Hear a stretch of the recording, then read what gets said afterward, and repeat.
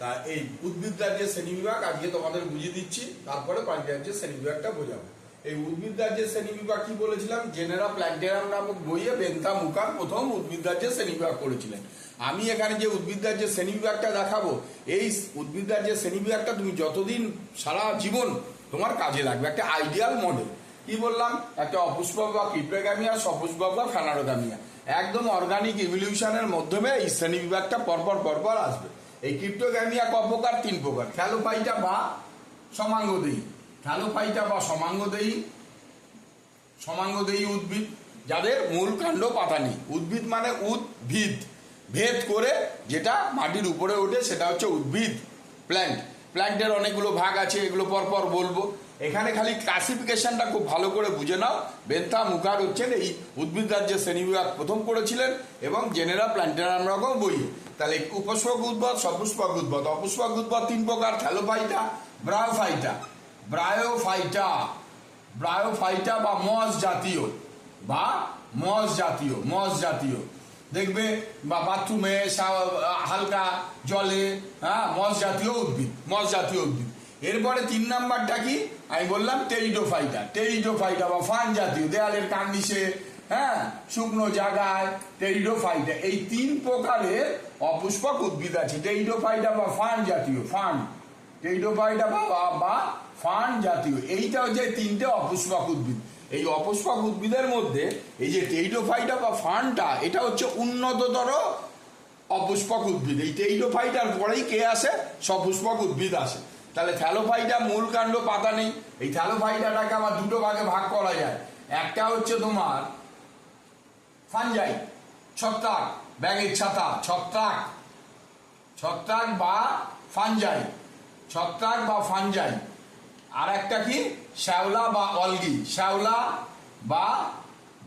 অলগি। এর অনেক ভাগ আছে, ভাগগুলো আস্তে আস্তে জানবে। এই মডেলটা জাস্ট আগে মনে রাখো। দেখো জীবনে কদিন আর বাঁচবো, এই 3-4টে উদ্ভিদ, 1টা 2টো 3টে, 1টা 2টো 3টে 4টে, আর এখানের ভাগ যখন দেখাবো, গোটা 8টা 10টা উদ্ভিদ সম্পর্কে জানলে আমার টোটাল উদ্ভিদ রাজ্য 3.5 লক্ষ প্রজাতির উদ্ভিদ আছে।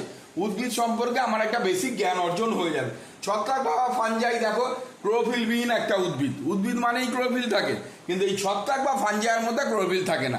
এর একটা উদাহরণ কি দেখো, ইস্ট, স্যাকারোমাইসিস সেরিভিসি, অ্যাগারিকাস, উদাহরণগুলো মনে রাখবে। অ্যাগারিকাস আবার বলেছিলাম, ক্লাসিফিকেশনে বুঝিয়েছিলাম যে বিজ্ঞানসম্মত নাম ইটালাইজ লেটার লেখা, নাহলে নিচে রাখ দিতে হবে। আবার শ্যাওলা বা অলগি প্রচুর আছে। ক্লামাইডোমোনাস, ইউলোথ্রিক্স, এরকম বিভিন্ন ক্লামাইডোমোনাস। এদের আবার ক্লামাইডোমোনাসে ইন্টারেস্টিং। দেখো উদ্ভিদ চলাচল করতে পারে না, আস্তে আস্তে এগুলো শেখাবো। উদ্ভিদ চলাচল করতে পারে না, কিন্তু ক্লামাইডোমোনাসের মধ্যে আমরা কি দেখতে পাই, ফ্লাজেলা দেখতে পাই, অর্থাৎ এক জায়গা থেকে আরেক জায়গায় যেতে পারে। তাহলে থ্যালোফাইটা মূল কাণ্ড পাতা থাকে না। এর ব্যাঙের ছাতা বা ছত্রাক, শ্যাওলা, এই ফানজাই নিয়ে যে বিদ্যা, সেই বিদ্যাটাকে বলে মাইকোলজি। আবার শ্যাওলা নিয়ে যে বিদ্যা, সেই বিদ্যাটাকে বলে অ্যালগোলজি। এবারে চলে আসো ব্রায়োফাইটা বা মস, মার্কেনশিয়া, রিক্সিয়া, এগুলো হচ্ছে রিক্সিয়া, মার্কেনশিয়া, 1টা 2টো করে মনে রাখো, পরে বৈশিষ্ট্যগুলো পড়বে। এদের মধ্যে কি দেখা যায়, পাতা আর কাণ্ড দেখা যায়, মূল দেখা যায় না। আবার চলে আসো টেরিডোফাইটার মধ্যে।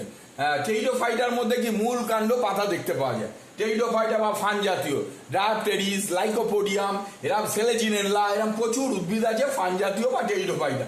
তাহলে এই যে এদের ফুল হয় না, তাহলে এদের বংশ বিস্তারটা কি করে হয়, এদের মধ্যে একটা সোরাই তৈরি হয়। আমি যখন প্র্যাকটিক্যাল দেখাবো দেখবে, সেগুলো দেখতে পাবে। এদের পাতার পিছনে খুব সুন্দর অ্যারেঞ্জমেন্টে কিছু সোরাই দেখতে পাওয়া যায়, সিনোসোরাই, যে সোরাইগুলো জার্মিনেটস করে স্পোর থেকে আর একটা উদ্ভিদ জন্ম নেয়। এবারে চলে আসো সপুষ্পক উদ্ভিদে। এই সপুষ্পক উদ্ভিদ কয় প্রকার আছে, সপুষ্পক উদ্ভিদ আছে তোমার 2 প্রকার। সপুষ্পক উদ্ভিদ 2 প্রকার, একটা দেখো জিমনোস্পার্ম, একটা হচ্ছে অ্যাঞ্জিওস্পার্ম। জিমনোস্পার্ম মানে ব্যক্তবীজী। আমি তাহলে এটা একটু মুছে দিয়ে চলে আসি তোমার কিসে, এই সপুষ্পক উদ্ভিদে। এই সপুষ্পক উদ্ভিদ আছে, সপুষ্পক বা ফ্যানারোগ্যামিয়া।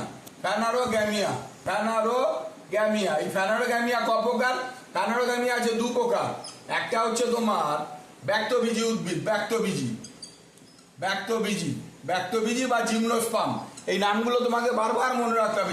Gymnosperm, gymnosperm, gymnosperm. আর একটা কি হচ্ছে গুপ্তবীজি বা অ্যাঞ্জিওস্পার্ম, গুপ্তবীজি, গুপ্তবীজি বা অ্যাঞ্জিওস্পার্ম। তাহলে ব্যক্তবীজি আর অ্যাঞ্জিওস্পার্ম, অ্যাঞ্জিওস্পার্ম। হ্যাঁ, এই যে গুপ্তবীজি সাইকাস, পাইনাস, এগুলো হচ্ছে তোমার ব্যক্তবীজি উদ্ভিদ, ব্যক্তবীজি উদ্ভিদ। গুপ্তবীজি উদ্ভিদ আবার কি রয়েছে? গুপ্তবীজি উদ্ভিদ রয়েছে তোমার 3 প্রকার বা 2 প্রকার। ধরো এক বীজপত্রী, মনোকটিলেডন, এক বীজপত্রী বা মনোকটিলেডন, এক বীজপত্রী। মনো মানে এক, মনো মানে এক, ডাই মানে 2, টাই মানে 3, টেটা মানে এরকম বারবার তোমাদের শেখানো হয়। মনো কটিলেডন, মনো মানে এক, কটিলেডন মানে বীজপত্র। একটা বীজপত্র আছে, ধান, ভুট্টা, গম, এগুলো সব এক বীজপত্রী। আবার দেখো আম, কাঁঠাল, এগুলো সব দ্বিবীজপত্রী, দ্বিবীজপত্রী উদ্ভিদ, দ্বিবীজপত্রী, দ্বিবীজপত্রী বা ডাইকটিলেডন বা ডাইকটিলেডন। এই হচ্ছে উদ্ভিদ রাজ্যের শ্রেণী বিভাগ। আর একটা বলতেই পারো, আরেকটা বাড়াতেও পারো, পলিকটিলেডন, মানে যাদের বীজপত্র অনেকগুলো রয়েছে তাদের দেখা যায় পলিকটিলেডন। এই হচ্ছে উদ্ভিদ রাজ্যের শ্রেণী বিভাগ। এইরকম যদি তোমার এক বীজপত্রীর একটা, দ্বিবীজপত্রীর একটা, ব্যক্তবীজি একটা, তিনটে, আর ওখানে দেখলে থ্যালোফাইটা, ব্রায়োফাইটা, টেরিডোফাইটা, মানে শ্যাওলা, পলগি, ফানজাই দিয়ে 5টা, 3টে, 8টা, মোটামুটি 10টা উদ্ভিদ সম্পর্কে যদি তুমি পড়াশোনা করো ভালো করে, তার জীবন সাইকেল, লাইফ সাইকেল, ডিটেলসটা পড়াশোনা করো, টোটাল উদ্ভিদ রাজ্য সম্পর্কে তোমার একটা জ্ঞান অর্জন হবে। কারণ 3.5 লক্ষ প্রজাতির উদ্ভিদ রয়েছে। ধন্যবাদ।